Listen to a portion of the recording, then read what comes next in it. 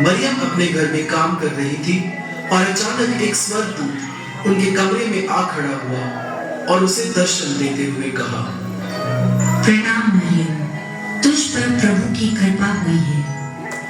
प्रभु तेरे साथ है। तू पवित्र आत्मा की शक्ति से गर्भ धारण करेगी और एक पुत्र को जन्म देगी और तू उसका नाम यीशु रखना। और मरियम स्वर्गदूत को देख और उसकी बात सुनकर घबरा गई। उसने स्वर्गदूत से कहा, पर ये कैसे हो सकता है? मैं तो अभी कुंवारी हूँ और किसी पुरुष को जानती तक नहीं। घबरा मत मरियम, पवित्र आत्मा तुझ पर उतरेगा और परम प्रधान की सामर्थ तुझ पर छाया करेगी। इसलिए वो जो तुझसे उत्पन्न होने वाला है परमेश्वर का पुत्र कहलाएगा। वो महान होगा और वो दुनिया पर सदा राज करेगा और उसके राज का कभी अंत ना होगा। मैं तो प्रभु की दासी हूँ, जैसा आपने कहा वैसा ही हो। तब स्वर्गदूत उसके पास से चला गया। मरियम की मंगनी यूसुफ नामक एक पुरुष से हुई थी।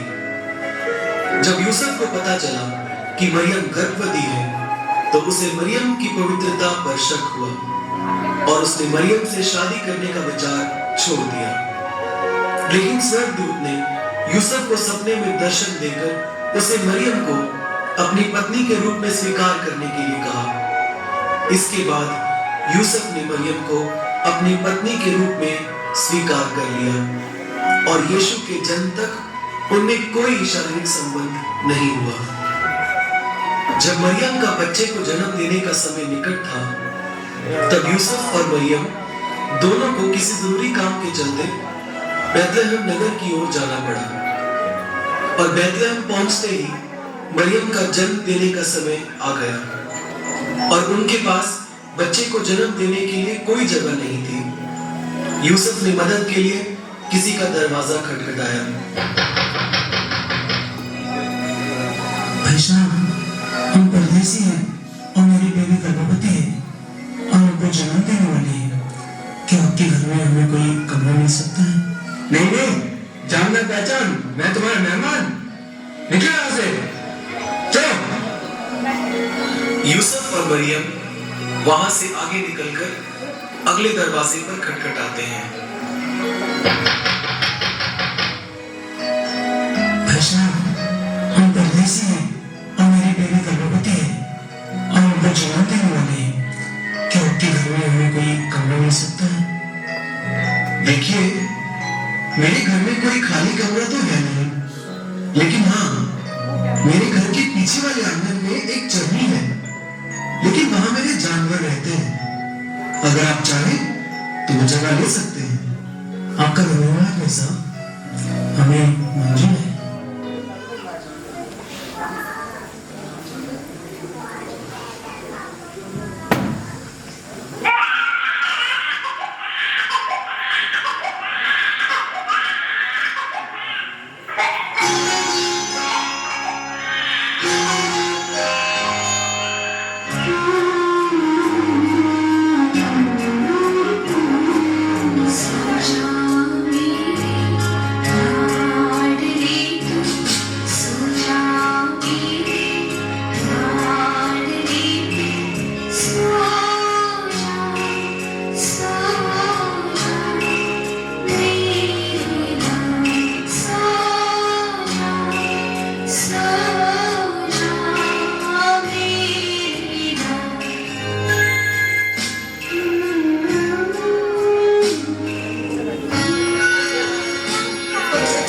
देश में बहुत गडरिये थे जो रात को मैदान में रहकर अपनी भेड़ों का पहरा देते थे। और प्रभु का एक दूत उनके पास आ खड़ा हुआ और प्रभु का तेज उनके चारों ओर चमका और वे बहुत डर गए। तब स्वर्गदूत ने उनसे कहा, मत डरो, क्योंकि देखो मैं तुम्हें बड़े आनंद का सुसमाचार सुनाता हूँ जो सब लोगों के लिए होगा कि आज दाऊद के नगर में तुम्हारे लिए एक उद्धारकर्ता जन्मा है और यही मसीह प्रभु है। उसके दर्शन करने के लिए तुम्हारे लिए चिन्ह है कि तुम एक बालक को कपड़े में लिपटा हुआ और चरनी में पड़ा पाओगे, वही इस दुनिया का मुक्तिदाता है। गडरियों ने जवाब में कहा, आओ हम चले और उस मसीहा के दर्शन करें।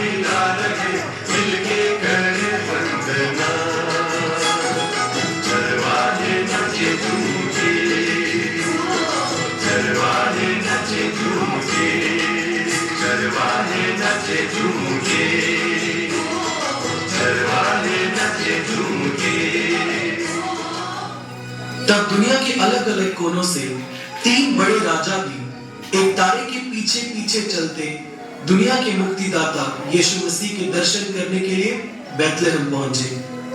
और हालांकि वे विद्वान राजा और ज्योतिषी थे, उन्होंने सच्चे मोक्षदाता यीशु मसीह को नतमस्तक किया और उन्हें भेंट चढ़ाया और यीशु के चरणों में इन राजाओं ने दंडवत किया।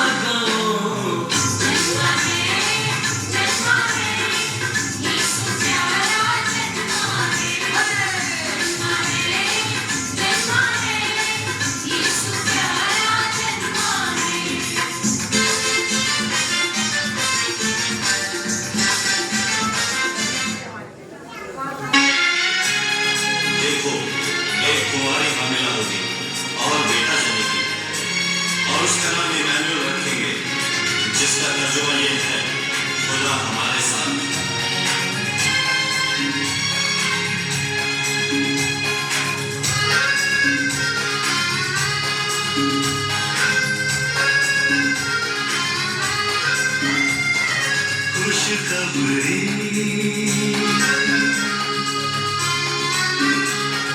खुशखबरी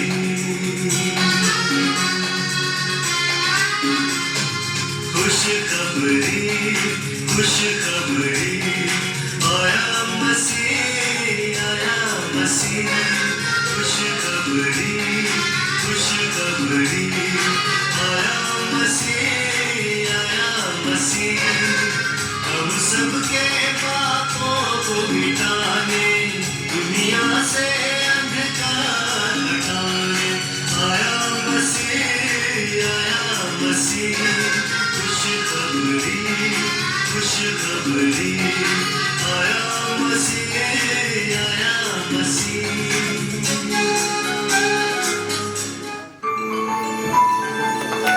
और इस प्रकार प्रभु यीशु का जन्म इस धरती